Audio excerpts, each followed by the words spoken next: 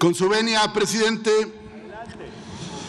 en los tiempos oscuros del PRIAN, los planes nacionales de desarrollo eran documentos tecnocráticos de cubículo que los dictaba el Fondo Monetario Internacional y se imponían al pueblo de México.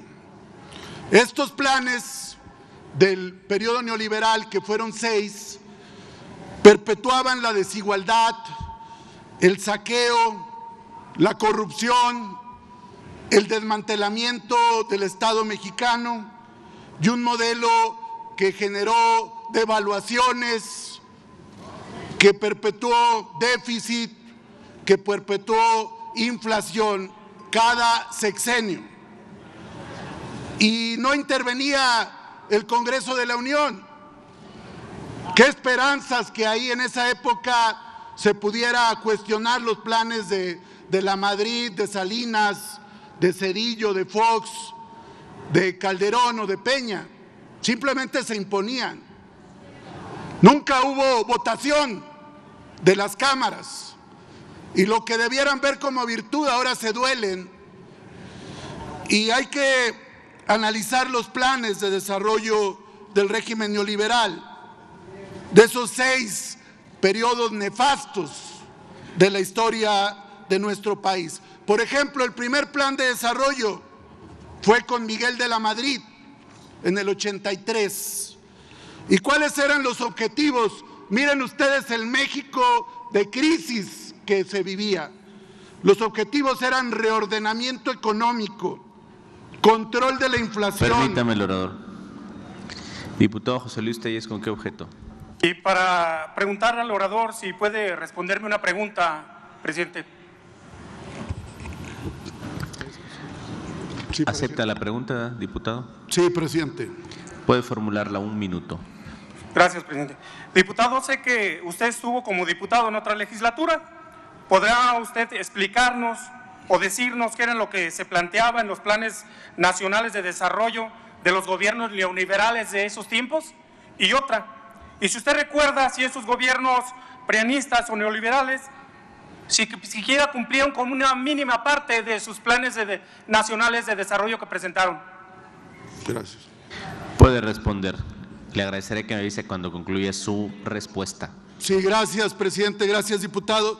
Efectivamente, me tocó ser parte de la 62 legislatura como opositor frontal al Pacto por México, y en el plan de Peña Nieto, que hablaba de un México en paz y de una serie de cuestiones, pues en realidad fue un fraude, fue el Pacto por México.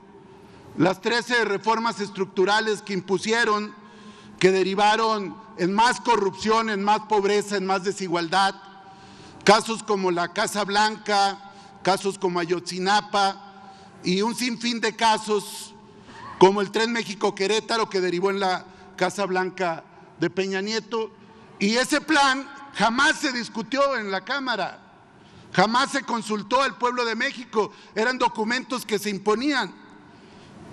Pero esa es la historia de todos los planes desde Miguel de la Madrid. Recuerden ustedes lo de la renovación moral de la sociedad, ¿en qué acabó? Todos los objetivos que ya leí eran acabar con una inflación de 150% anual. Ese es el México del que venimos. Con Salinas de Gortari, pues fue todo el desmantelamiento del Estado mexicano, toda la corrupción.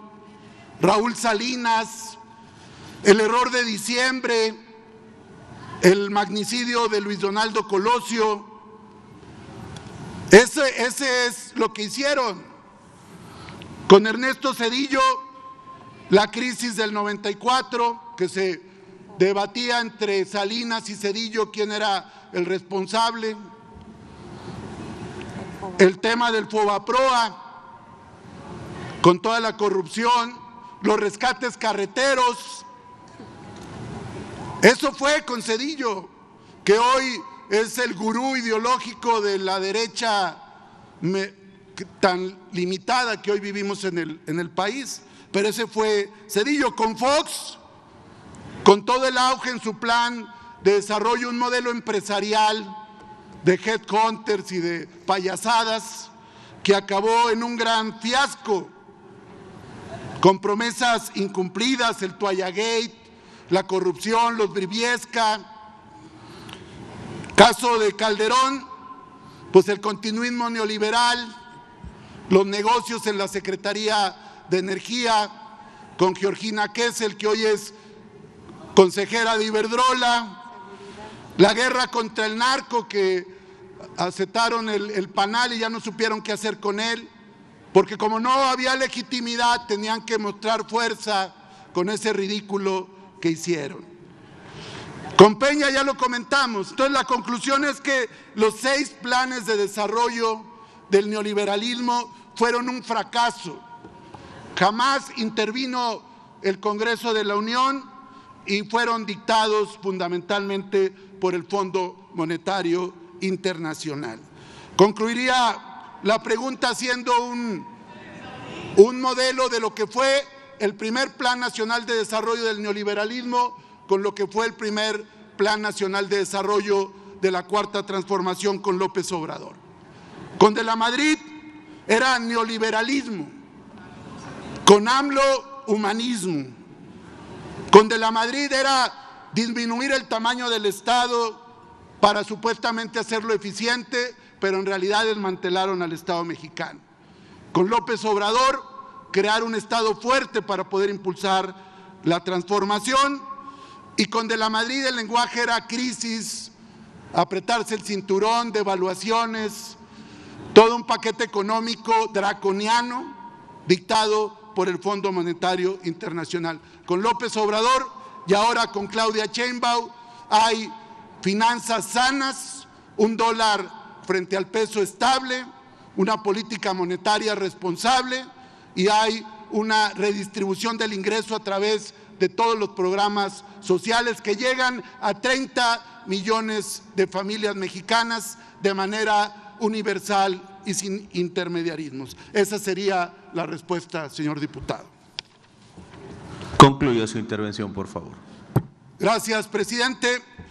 Este Plan Nacional de Desarrollo que se somete a consideración de esta soberanía es el segundo piso de la Cuarta Transformación, pero viene desde el proyecto alternativo de nación.